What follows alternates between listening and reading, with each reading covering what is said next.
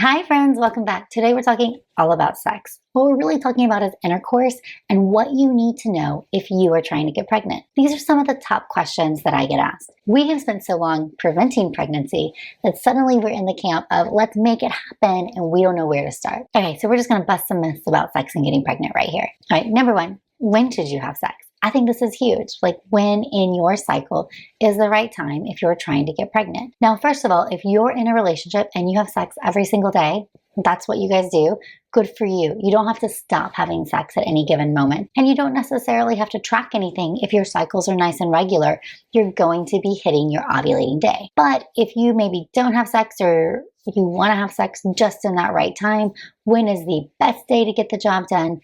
That's what I want you to know. So if you know when you're ovulating, the best time to have sex is the day before and the day you ovulate. And that's because sperm can live in the female reproductive tract for up to 5 days. I mean, they don't always live up there for 5 days, but they can. So that means that getting a little bit of sperm there before the egg is released is ideal. This is because the egg only lives for 24 hours. So after you ovulate, you have an egg and it moves through the fallopian tubes and into the uterus.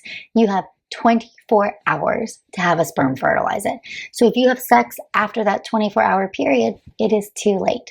So you want to make sure you have sperm in the reproductive tract when the egg is being released. And so that is by having sex on the day of ovulation or the days before, because some of those sperm can hang out. But the big question here is, well, what day do you ovulate? The fertile window is going to be 5 days before and then ovulation day. If you have regular predictable periods, this is going to be easier to figure it out. If we're using the old school calendar method, so nothing about your body, but we're taking average from other people, we would take how long your cycle is. So day number 1 is the first day you start bleeding. The last day is the day before your next period. So if you track a couple of your cycles and you say, okay, my cycles come in 28-day intervals, what that means is that there's 2 phases. The follicular phase, where you grow an egg to be released, and the luteal phase, where your body's making progesterone to support implantation. The luteal phase is set, meaning it's usually going to be around 13 to 14 days. To be said, you could take your 28-day cycle, back it up by 14 days, the average length of the luteal phase,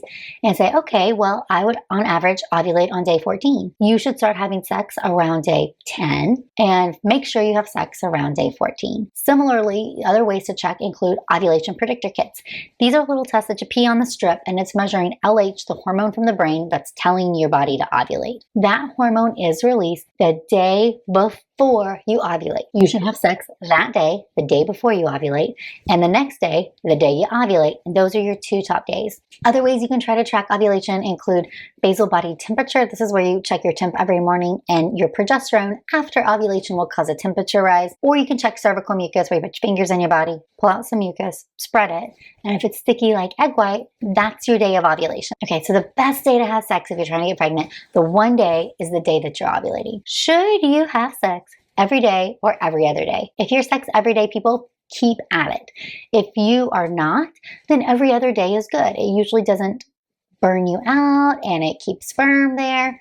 But the reality is, if you put the same amount of sperm into the reproductive tract, if you have a one-time sex on the day of ovulation, or if you have sex the day before and the day of, and they're both fine. What about position? Position does not matter. I have been known to say at fertility events, hey, whatever position is going to get the male to orgasm is going to do the job here.